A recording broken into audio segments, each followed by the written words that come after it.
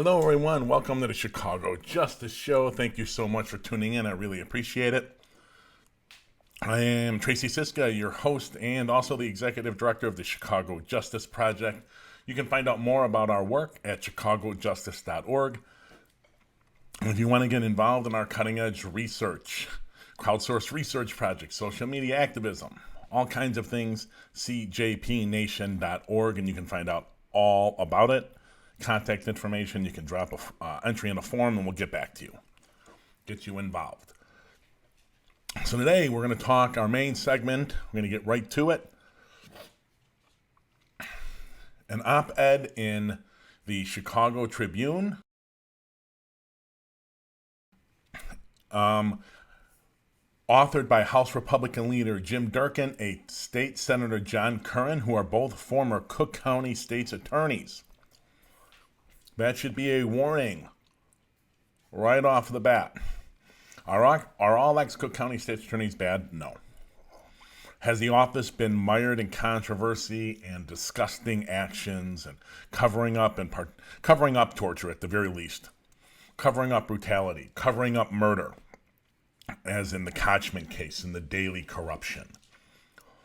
Dick Devine going around, the ex-Cook County State's Attorney Dick Devine, and that will become relevant later on in this little segment, going around when the first of John Burge's victims, if you don't know who he is, go look him up. When the first of his victims won a evidentiary hearing where the officers were going to have to testify publicly about whether or not they tortured someone, and I don't remember who exactly that was, but Dick Devine, from my sources, drove around to the various Illinois Department of Corrections institutions that hold death row inmates and started making deals with them, the ones that were potentially Burge victims, that if they would drop their torture claim, he'd get them off of death row. Now, that is really important. That's not the state's attorney's gig. His job is to pursue justice, not to preserve convictions and cover up for the police. But this is the type of institution the state's attorney's office has been forever. And one could argue, even though we are suing Kim Foxx about FOIA violations, that Kim Foxx is trying to change. And people don't like it. Now, don't be like these white-wingers. I call them white-wingers. White-wingers are these law enforcement, justice, gets back to the good old days people are. And don't think that they have any evidence to suggest that bail reform or bond reform, however you phrase it, is driving the violence in Chicago in 2020 and 2021. The cops, the white-wingers, they could be separate, could be the same, could be separate. They've been complaining about judges and prosecutors and everything forever. This is nothing new. Almost always lacking proof of systemic issues. Not about corruption, necessarily, but just about how, God forbid, one of them question a police officer. Then forget about it. Forget about it. That's no holds barred. So let's get to the content of this, okay? Of course, the Trib published it. That's a whole nother story. Let's go. The leading criminal justice reform Democrats in Springfield are now trying to characterize their attempts to defund police not as the cause of our current problems, but as a solution to the mess they created. What mess, ladies and gentlemen? Jim Durkin and State Senator John Curran have absolutely no evidence. They are lying or trying to draw a connection between bond reform, bail reform, and the crime and violence, which they have no evidence of. None. It is entirely improper, dishonest. Dishonesty from a Republican, actually any state official, let alone a Republican. Their responsibility. Crime and violence Carjacking, shootings, homicides are up in every major metropolitan city, almost every metropolitan city around the country. The smaller the metropolitan area, percentage-wise, the higher the increase is. We've talked about it on the show before. Chicago is not alone. These idiots here want you to think what's going on here is completely detached from what's going on around the country and completely detached from the worldwide pandemic we are still in. That's what they want. Because these are hacks trying to score political points by lying to the public. That's what this is. These are two white hacks lying to suburban white voters, because that's who reads the Tribune. No one in the city reads the Tribune, right? Very few. The Tribune's audience is in the burbs. The whiter, the better. It continues.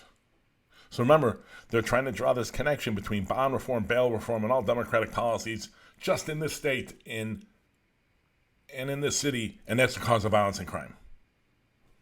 You idiots were in charge in the 90s when crime and violence was so high, so it was all your fault. 80s was the crack war. It was all Ronald Reagan and George Bush's fault, right? Oh, no, we don't talk about that. You don't have any evidence. I have the same correlation you do, schmucks.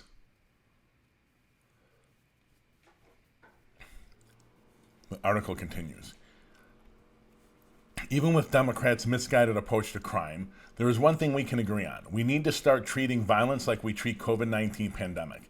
Instead of throwing more money and resources at the problem, the better approach is to quarantine and isolate to flatten the curve of violence. Wrong. Zero, ladies and gentlemen, evidence that longer-term incarceration solves any problem related to violence. Zero. They don't want to tell you that. They don't know. They don't care. Because they're right-wingers, they know. Facts are not required. When you want to understand why things like January 6th happen, this cult of personality like Trump, it's people like these two who are publishing an op-ed in the Tribune that supposedly know everything. You were in the prosecutor's office for how long? Both of you, because they're both ex-state's attorneys, right? Crime jumped in 12 when you guys were in there. One guy was in there. Crime was up in the 90s when the other one was in there. We'll get to when they were later in this piece. What are you talking about? No, but they don't have a responsibility for anything. So you don't want to throw more resources at the problem. Remember that. No more resources. For sure, no more resources. The statistics and the data tell the story. Chicago's already over 600 murders for the year. Carjackings are happening everywhere and are up more than 40% from 2020, which was the worst year on record since 2001. At least 47 individuals in Chicago are now accused of trying to kill, or shooting someone while back out on the streets awaiting trial. Hello. Okay, first of all, key words. Got to watch the language because these people always talk in code. You're not going to get overt racism. They're not going to say, I hate black and brown people. It's not what they're going to do. They're going to talk in code. Code that white, rural, and suburban people get. And the white north side of Chicago gets. Carjackings are happening everywhere. Oh. So if they were just happening on black and brown areas, you'd be cool with it. It's the fact that they've spread to Whiteville is the problem. Is that what you're telling me? They're fine, they're happening downtown, but the north side, never. No. The Loop, no. We can't allow that. We can allow them to happen in the black and brown areas all they want. We don't care. It's just the fact that they're happening everywhere. That is overtly racist. Incredibly racist. You'll see it in the media coverage. You'll see it in response. People aren't pissed that the violence is up. They're pissed that the violence is up and happening all over the city. That is the problem. Now, here again, Whiteville, right? White Wing, 47 people have been out on bail and arrested again on another charge around shootings or homicides. Okay, Well, there's going to be something like 3,000 plus shootings this year. Like, I don't want any shootings to happen, but I'm not sure 47%, 47, not 47%, 47 out of 3,000 or 2,500 or 3,000 or 4,000, whatever the number is going to be in the end. I don't think that really represents a significant driver. Let's see. If it's 3,000, that's like 1.5%, a little over 1.5%. Let's say 2%. 2. It's not 2, but let's give it 2. 2%. 2%.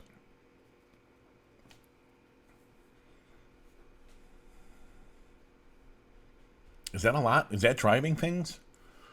I don't want any shootings. But for the small government people, this is where their rank hypocrisy of the Republicans and white-wingers lies around criminal justice.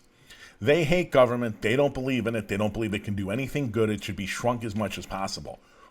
But when the police department accuses you of a crime, a mostly white cop accuses you of a crime, black and brown person, you have to sit in jail and just wait to whenever the gears of justice in our great government grind so you cannot have your trial. That doesn't sound very conservative to me. We were founded on a principle, ladies and gentlemen, of innocent till proven guilty. Just because a cop says you did something does not mean you have done it. But these white-wingers who are very anti-government are very for government when it's white people throwing black and brown people in jail and saying they've done something. They haven't been convicted of a crime. Just a white government official saying you did something, you get to lose your freedom. Until the great gears of our criminal justice system, run by our magnificent government, grinds forward and gets to a point where it can have your case, you deserve to sit in jail during that time. Yep, that's pretty rank it's rank hypocrisy to the max. They're worried about some bureaucrat and their ideological thinking, some bureaucrat taking some of their money. But the bureaucrat with a gun and a license to kill with very little education and horrific training makes an accusation you did something, and you must sit in jail till the end. Till whenever, 2, 3, 5 years down the road, you get a trial. I mean, it's unbelievable hypocrisy. Now, that's the line of thinking of a lot of Republicans. It's not far from that broken way of looking at the world to January 6th. It just isn't. I really wish I could say, there's a massive difference between that kind of rank hypocrisy in thinking and January 6th. There really isn't. January 6th are people in private planes, many of them, flying on private jets to get to the Capitol to storm it. And now they're complaining, the defendants, they want out on bail. You tried to pull a coup. Probably the most serious crime in American history. The most serious one against the state that could possibly be, and you want bail. But yet, someone who has one person say they did something must sit in jail 3, 4, 5, 6 years.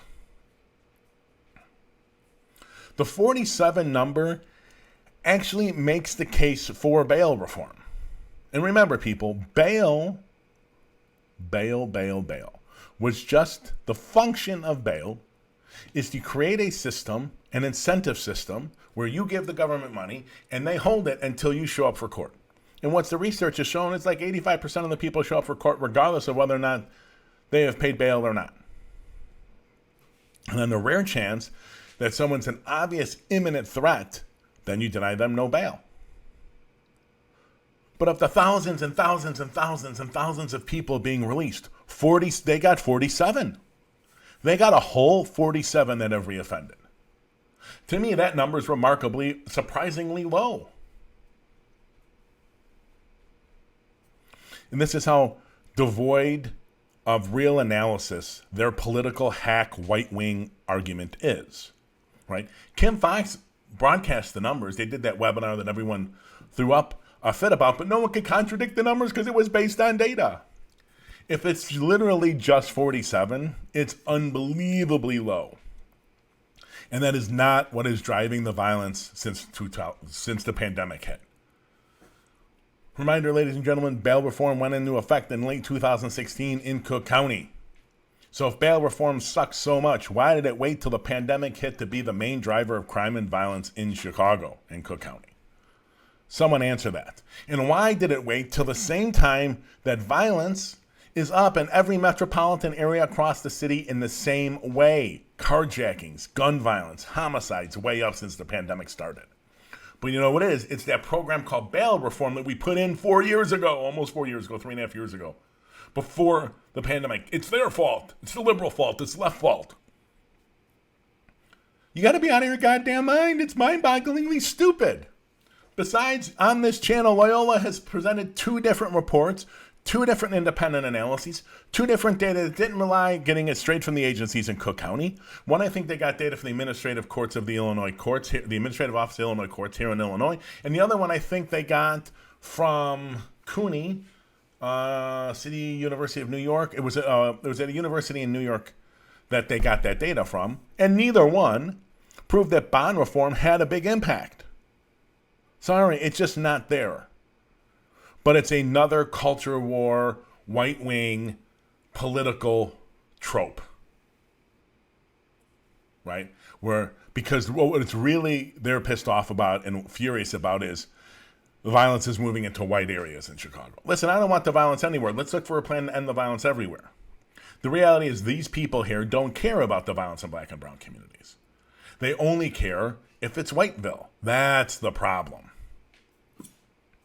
So it continues. History tells us you cannot demand or force investment in communities and expect anything will change or that crime will go down. In fact, we are now seeing a reduced investment all across Chicago because of the lack policies towards accused suspects that the Democrats have put in place. Right now, crime in Cook County pays, and the street gangs are winning. That's right, ladies and gentlemen. Crime is down around the entire country, except for Cook County or except for where they put bail reform in. That's another lie. See, this is White Wing. White Wing doesn't want investment in black and brown communities. He just doesn't come out. They just don't want to come out and say, we hate black and brown people. We hate the poor. That's what they're saying here. They're just not saying it. It's in code. So the great driver of all the crime and violence around America is poverty. That's the number one driver. Poverty. Especially, I should say, street urban violence. It is poverty. Then there's things that flow from that: segregation, racism, drug addiction, all of those things. But most of those things are extensively enhanced by poverty. So these idiots here want you to think that history tells us you cannot demand or force investment in communities. The government can invest. The government can incentivize investment in these communities. They're lying. They don't want any money going to these people. They hate black and brown people. This is White Wingville. We all know it. Everyone knows it. Poverty is the main issue. They have no desire to change that. They like poor people. They like having poor people so they can own businesses and pay them nothing. Keep them in poverty and reap in the billions. It's a Trump way of doing things. These people don't care. These people want black and brown people to behave. And then once they do that and calm down and there's no more violence, maybe then they'll possibly thinking about investing. No, that ain't going to work. It isn't going to work. You have to reduce the poverty first. Period. You can't force or demand. Yes, we can. Chicago has $1 billion TIF fund that goes to mostly, almost entirely rich white people who don't need the money, who are using it, taking it, and pocketing and making millions and tens of millions and hundreds of millions and billions of dollars off of the city and its workers. The city, Lori Light could, in a blink of an eye, sign some paperwork and reinvest that money in the South and West Side and incentivize investment over there. They don't care. Mayor Lightfoot doesn't care. She's taken 1 or 2 more meager steps than Rahm Emanuel or Richard Daley ever have. That's it. They don't care. The administration in Chicago is not that much different than Durkin and Curran. In reality, Lightfoot, this funding We're starting universal basic income. 5,000 families get $500 a month. Congratulations. I added that up. 500 a month times 12 months is $6,000. 5,000 times 6,000, $30 million. Holy cow, $30 million bucks. They got $1 million in tax increment financing money the city pays out to rich white people. Look around at those cranes when you drive around Chicago, ladies and gentlemen. You won't see them on the south and west side. That's the gentrifying that area. You'll have to go in the South Loop, West Loop, Fulton Market area, Loop area, Michigan Avenue area. You'll see the cranes. You'll see a lot of them.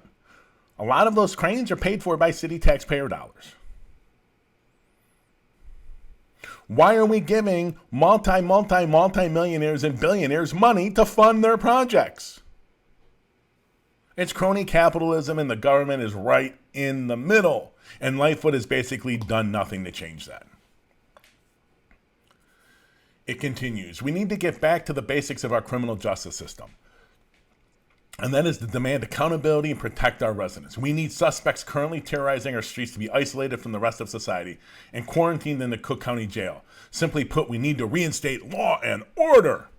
Yes, we need to reinstate the law and order that Durkin is I couldn't find easily this morning when he was in the state's attorney's office. He was in the attorney general's office, in the state's attorney's office. They don't put on his website, they don't put any dates. So he was in both of those offices for some period of time between 86 and 1996. That was under Richard Daley and Richard Devine, and I think Blackjack O'Malley for some period of time. There may have been a year or two of Devine in there.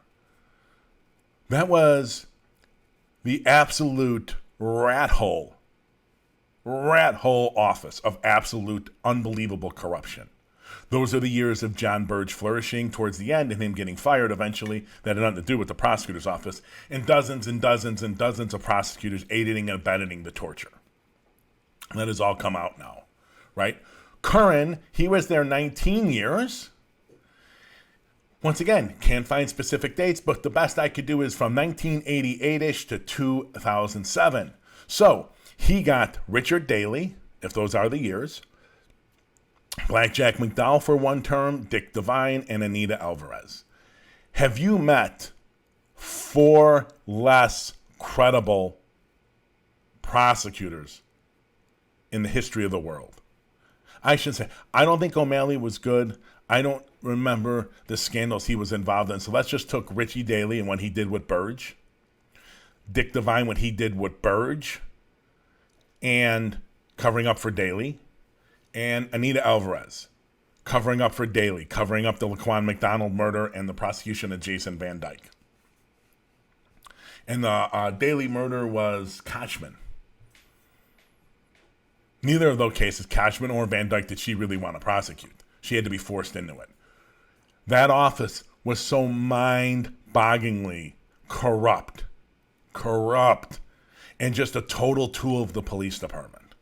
Which also, if you're in Chicago and you watch this show, you don't need a history lesson from me about how incredibly inept and corrupt and brutal the police department has been.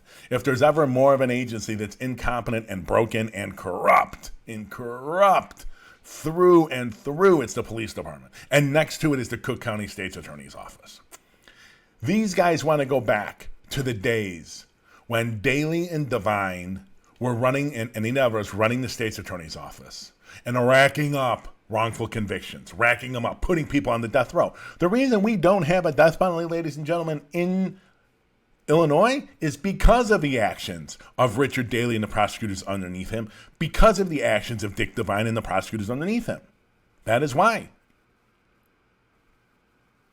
Why? Because they kept racking up wrongful convictions. They were a tool of the machine. They were the machine. They didn't care. They would prosecute anyone for anything as long as it benefited them, and they would cover up for anyone as long as it benefited them. There was total transactional activity going off in the prosecutor's office. Is Kim Fox and all the rest of the progressive prosecutors, are they like angels? No. But they're bringing to the office what was essentially missing. The 911 center, each agency in the criminal justice system, to some extent, is supposed to be a check on the misconduct and corruption and rot of the other agencies and the system as a whole. The 911 center is a check on the police, prosecutors, courts. The police are a check on the 911 center, the prosecutors, courts. The prosecutors are checking the police, the 911 center's courts. The courts are checking everyone else, right? That's how it goes. Finally, we are starting to see a prosecutor's office that isn't there to follow orders and do whatever the police say. The police have this massive discretion on the street whether to arrest someone and charge them and what to charge them with. They get pissed off. John Catanzara, the horrible man he is, watched last week tonight, by the way, ladies and gentlemen. I'll get to that in a minute. You should go check last Sunday's. But they don't want the police and the Currans and the Durkins. They don't want prosecutors having an independent mind. They don't want prosecutors legitimately questioning the activities of police. Curran and Durkin just want them, hey, you arrested a black guy, you arrested a black or brown guy for some violence, supposedly? Great, you got it, let's go. Rubber stamp. Send them away. That's what they want. That's what that office has always been. That's why it's racked up so many wrongful convictions. And you want another hypocrisy here. The Tribune thinks working for Dick Devine and Richie Daley and Anita Alvarez in the state's attorney's office is somehow credibility. That's why they put it. They're ex-prosecutors. They know. No, they don't. That to me was like, oh my God, warning sign among all the other things. These people are probably horrible. Not automatically, but probably. And then you read the editorial and you're like, yeah, they're horrible and racist. No doubt about it. That's not a badge of honor. If they came up through that system and they worked in it and they were integral to the way that office operated under Daley and Devine and Anita Alvarez, forget about it. They're horrible. Horrible. The office was horrible. Did everyone work in it horrible? No. Did most people that worked in it have to, especially criminal prosecutors, have to make horrible decisions and cover up for purge and torture and police abuse and perjury, rampant perjury? You goddamn right they did. And most likely these two are in the heart of it. Now, we don't know. I Googled them and couldn't find it. Where the hell is the media analyzing what these people did when they were prosecutors? Maybe not right now because they've been in office for a while, but why didn't it pop up in Google? Have you guys ever tried a case where there was a wrongful conviction overturned? Was it overturned for a wrongful conviction? Were they actual criminal prosecutors? What did they do in the state attorney's office? Were they in the civil division, never tried a criminal case? Then why do I give a shit if they're a prosecutor or not? Or in the prosecutor's office, they're not really a prosecutor. Why do I give a shit? Tribune, White Wing, Whiteville, doesn't care. They just put that rubber stamp on there. See, they know what they're talking about. They're prosecutors and they're white. And they want to go back to the good old days when we were wrongly convicting people left and right. And the office was incredibly, unbelievably, historically corrupt and inept. Which, by the way, if Curran and Durkin and all the rest of the right wing in Whiteville held their principles, as I said earlier, they should distrust this part of government.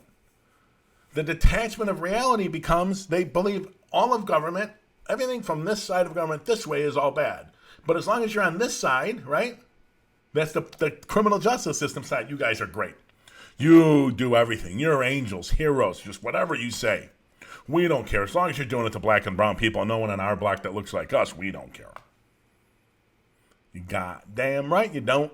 That's the problem. It's one of the main hypocrisies of Whiteville, White Wing, is that you just don't, you can't keep that consistency. I hate and distrust government. Goddamn, I'll make the police and prosecutors and courts as big as they want. I'll give them any tools, any military tools. I'll give them anything they want. Sorry, it's utter rank hypocrisy. Nothing else. And what else would you expect from Durkin, who, by the way, is the House Republican leader? Of course he is. And it's funny, he's on the Titanic, right? As the state turns more and more Democratic, he's on the Titanic. Never as a group of politicians probably been more and more useless than the Republicans in Illinois. They had a shot with Rauner, but God, they elected the wrong guy, and then he got crushed. And I don't know who the hell they're going to put up that has any legitimate shot against Pritzker. I don't think they have one, but we'll see. Hopefully they don't, because it's White Wing. We'll just get more White Wing policies and practices. Is Fox great? No, we're suing her. We're probably the only people in the state that also defends a lot of what she does, but is also suing her at the same time. So, Okay, real quick before I go, ladies and gentlemen, I wanted to say that I highly recommend you check out Last Week Tonight by John Oliver on HBO. Why? Because on Sunday night, they did a piece on police officers and police unions and their opposition to vaccine mandates. They featured none other than the Chicago FOP, Fraternal Order of Police's president, John Catanzara, Mr. 50 Complaint Catanzara, who is suspended for multiple times and is now suspended a third time. The third time he's stripped of his powers and suspended, pending a trial, I think, in November, a hearing in November, where he will be fired in December. So it should be interesting to see if he makes it through. Once he's fired, if he can stay as FOP president. This is why when you have all this vaccine mandate stuff that is happening in Chicago, remember, he has a hearing in November. That'll only be a couple days at most, I would believe. And then they vote on it later the next month. They'll vote on it the third Thursday of December. And if that timetable holds, he will be fired, in my opinion, within, on that third Thursday. He will get notice that he's fired. He either gets it late Thursday night or Friday morning. I think they announce him on Thursday, so I bet you they get informed immediately, and then it gets announced at the hearing on the third Thursday. That night in front of the police board holds a public hearing, which is available on Zoom now. So he may be in the dust bucket of history as early as towards the end of December of this year. He definitely will be fired. But anyways, they have him. And they feature in that segment on Last Week Tonight research by Lauren Cole for the Chicago Justice Project that is on our website. Catanzara, 23-year history of misconduct, and social media posts basically spewing hate about every minority group possible in the country, maybe the world. Anyways, I should check out the report. Check out Last Week Tonight. On Sunday. It's great. All right. Thank you all for tuning in. I will be back on Monday morning at 9 a.m. Thank you so much.